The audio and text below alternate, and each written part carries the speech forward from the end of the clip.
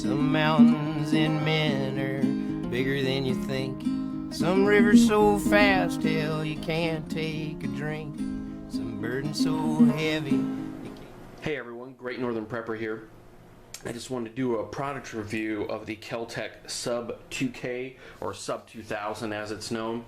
It's a really cool little rifle. I've talked about it in my bug out weapons and my bug out podcasts, and as well as a few of the firearms podcasts as well. The Kel Tec Sub 2000, it retails for around $425 to $450, but in fact it's been really difficult to find. Kel Tec is a small gun company, and they actually make a really good product. Problem is that they're not to the manufacturing capacity of, say, Remington or Colt or anything like that, so they can't produce as many. So that basically means if you're not able to buy one direct, they're usually swallowed up pretty quick. So that means that you have to pay a little bit more. I actually ended up paying about $530 for this, and that was because, one, it was after 2008, or after I bought one earlier this year, so it was after Newtown, so the prices had gone up on some of the weapons. This one wasn't overly priced. I've actually seen it upwards of $700 on Gunbroker and other sites. But it comes in 9mm Luger or 40 Smith & Wesson. It weighs about 4 pounds unloaded. Its length closed, right there, how that is 16 inches. It's 29.5 completely open, and the barrel length is 16.5 or 16.1 inches. It's got I'll open her up for you, and it's pretty simple. All it is there's a little, if you can see, this little button slides back, and you just go on either side, you click it, and it folds out. And you kind of, it won't click, well, actually that time it did. Sometimes it doesn't click right away. You kind of have to force it just a little bit and kind of jerk a little bit. To close it again, what you'll have to do is this trigger guard pulls up, and it's kind of a pain a little bit, but it's not impossible. It's just kind of a little bit of a, it's not as easy as it kind of looks, as you'd think it would be, but it's kind of a good thing as well, so it doesn't pop open on you and leave an open chamber, which would be very bad. But just opening it like that, and then it comes back, and then it clicks right back in. It has a, actually, why don't I just open that back up and keep it open? It has, a rear aperture. It's nothing fancy, just kind of standard peep sight. It's plastic. The front sight on it, I don't know if you can see in there, it's kind of red, and that's actually made for, you can actually get aftermarket ones. I'd recommend it, but it's kind of like this reddish fluorescent sight, as it calls it, and it takes standard Glock or standard pistol magazines. The 9mm will take Glock 17, Glock 19, Smith & Wesson 59, Beretta 92, and SIG 226 magazines. And the 40 will take Glock 22, Glock 23, Beretta 96, Smith & Wesson 40-06, and SIG 226 magazines. This is a 31 round Glock magazine, and I did paint it kind of a sagey kind of paint, but it's pretty simple. It just clicks in just like it would in your Glock pistol. It's a really neat weapon because it's small enough when it's folded up that you can put it in a little briefcase, and I'll actually demonstrate that here.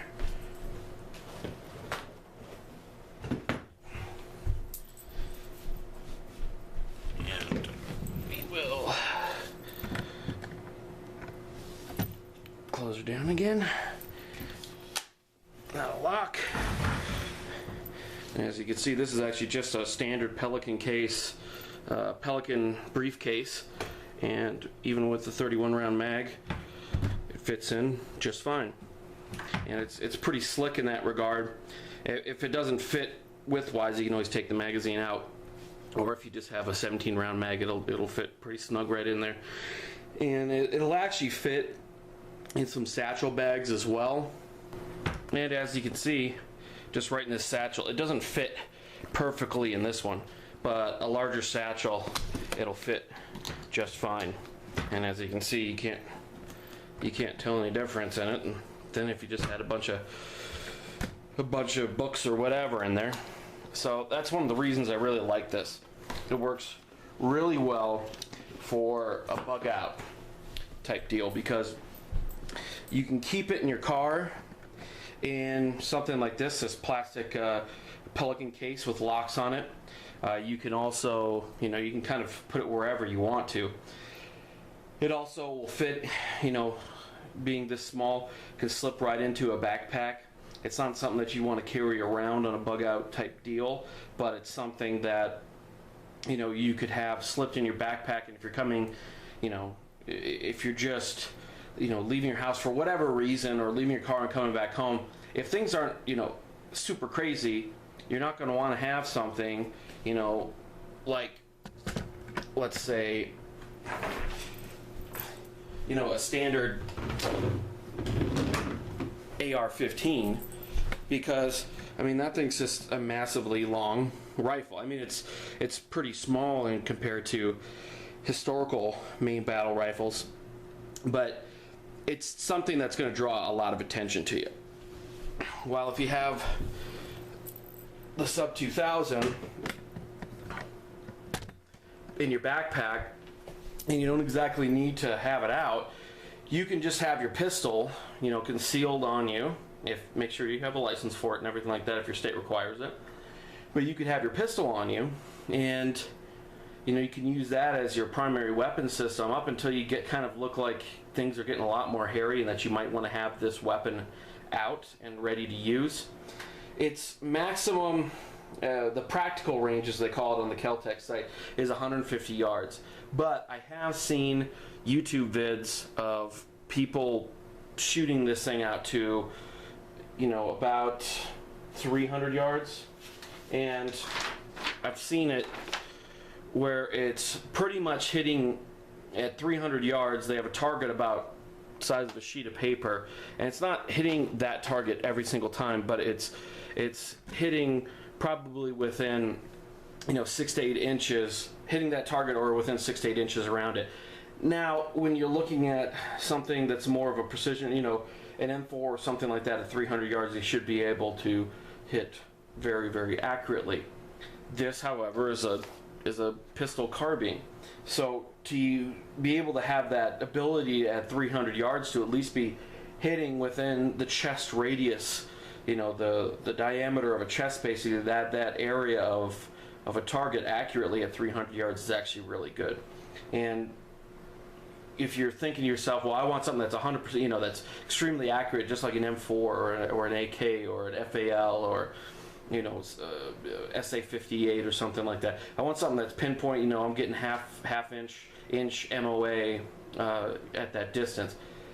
For the most part, even in the military, other than say in the mountains of Afghanistan, 98% of all your encounters are going to be 50 yards or less, which really kind of puts you at the far end of pistol range heavily into pistol range. So this rifle will do the job for 98% of the encounters that you're going to run into. I don't know, that's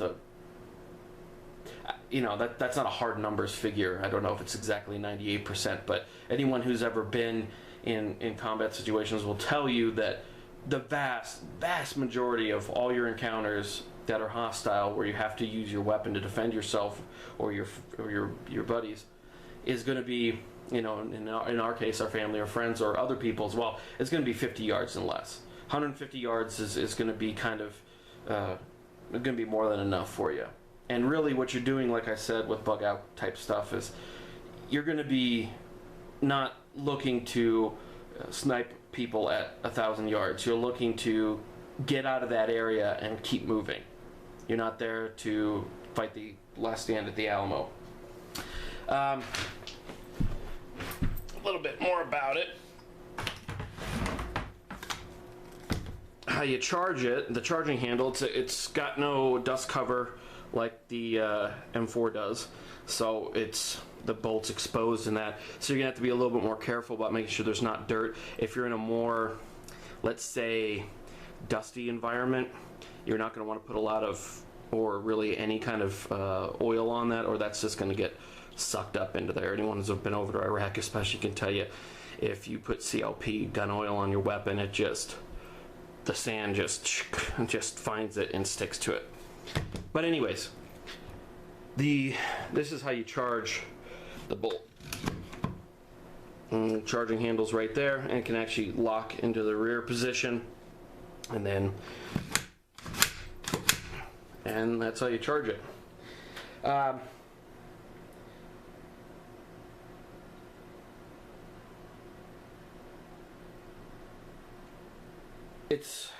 Well, I guess we'll cut this part out.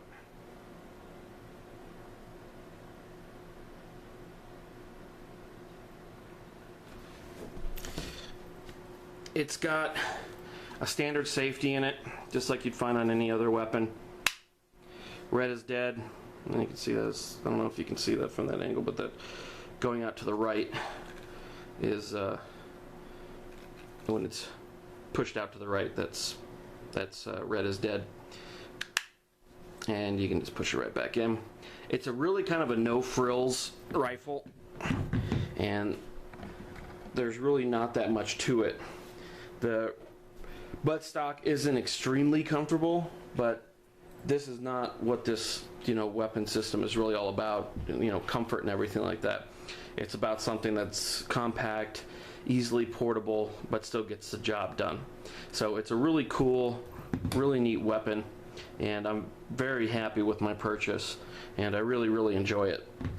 So I'd recommend, if you guys can find one that that's at a good decent price, then I'd recommend picking one up. It fires really well. I've put quite a few rounds through it already. Shot some prairie dogs and other things like that, and taken to the range. And it's a really good overall rifle, and I think it's a great prepper weapon itself.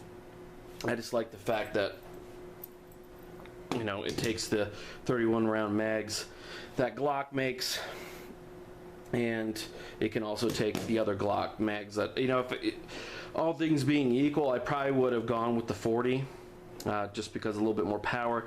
However, the only reason I didn't, because I already had a Glock 17 that took 9, so I just wanted that compatibility. I didn't want to buy a whole new load of ammo to have stocked away, and I didn't want to buy a bunch of new magazines as well. So this way I can use magazines I already have for another weapon, so it worked pretty well in that way. Anyways, I hope you guys enjoyed the review. Please comment below. You can visit the Great Northern Prepper at greatnorthernprepper.com. We're on Facebook and Twitter as well, and just let me know your thoughts. I wore out my shoes in that wrong way to run. I blistered my skin working hard in the sun. Supper's almost over and I done cleaned my plate, and there's a light shining yonder, boys, I don't think I'll wait. I'm a laid back one, and I've been one so long. I ain't perfect, you can tell by my songs. Brothers, forgive me for all of my wrongs. The good Lord, He's calling, and it's time to go home. I hear Him calling, and it's time to go home.